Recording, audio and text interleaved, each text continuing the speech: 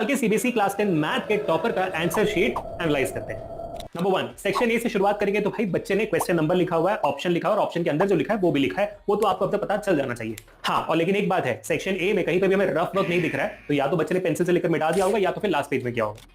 Number 2 अगर हम section B, सी और डी की बात करेंगे तो हर एक प्रॉब्लम में पहले गिवन लिखा हुआ है, फिर टू फाइंड है, फिर सोल्यूशन है। और सोल्यूशन में भी आप देखोगे जहां जहां पर भी इंपॉर्टेंट वर्ड्स आ रहे हैं उनको वो अंडरलाइन कर रहे हैं और सारे सॉल्यूशंस को बॉक्स किया जा रहा है, और जहां जहां पर भी डायग्राम की जरूरत है वहां डायग्राम भी बनाया हुआ है। नंबर 3 आपको आपके क्लास 10 के इंग्लिश एग्जामिनेशन में बहुत ज्यादा भारी पड़ सकती है और आखिरी जो गलती होगी वो सबसे ज्यादा भारी पड़ेगी, तो watch the video till the end. Number 1 इस चक्कर में मत फंस जाना कि मुझे सेक्शन ए से शुरुआत करनी है और ऑर्डर में ही सेक्शन को करना है, ऐसा बिल्कुल भी जरूरी नहीं है। जिस सेक्शन में सबसे ज्यादा कॉन्फिडेंट हो आप उसको करिए, ताकि उसको करने के बाद आपके अंदर कॉन्फिडेंस बोर्ड एग्जामिनेशन में और ज्यादा बढ़े और बाकी सेक्शंस आपके ज्यादा बेहतर हो। बस मेक श्योर कि आप टाइम को नोट कर रहे हैं।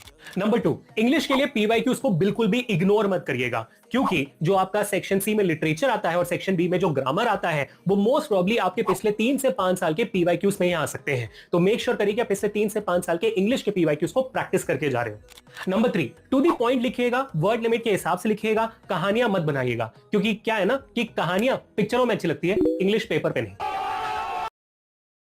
आइडिया नहीं है? डरो मत, मुझे भी नहीं है, बट पिछले साल के टॉपर को तो आइडिया है ना। चलिए भाई पिछले साल का इंग्लिश का टॉपर का आंसर शीट उठाकर देखते हैं बच्चे ने क्या किया हुआ है।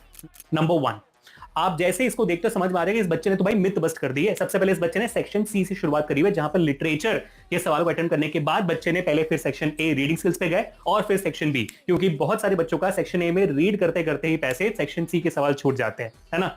अब नंबर 2 अगर आप इस बच्चे के सेक्शन सी के सवालों के जवाबों को ध्यान से देखते हो तो आप पाओगे कि भाई हर एक सवाल में इंपॉर्टेंट कीवर्ड्स को अंडरलाइन किया हुआ है, क्योंकि सीबीएसई इन इंपॉर्टेंट कीवर्ड्स जो आपके चैप्टर्स में से आते हैं उन पे बहुत ध्यान देते हैं, उन पे मार्क्स दिया जाता है आधा।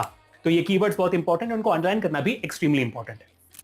नंबर 3 आप एक और चीज देख पा रहे होंगे कि भाई बच्चे ने शॉर्ट आंसर टाइप क्वेश्चन से मिनिमम 4 से 5 टाइम्स लिखा हुआ है, उससे ज्यादा नहीं ना उससे कम, और लॉन्ग आंसर टाइप क्वेश्चन में 10 से 12 लाइन लिखा होगा, ना उससे कम ना उससे ज्यादा। This is extremely important to stick to the word limit, also to save time.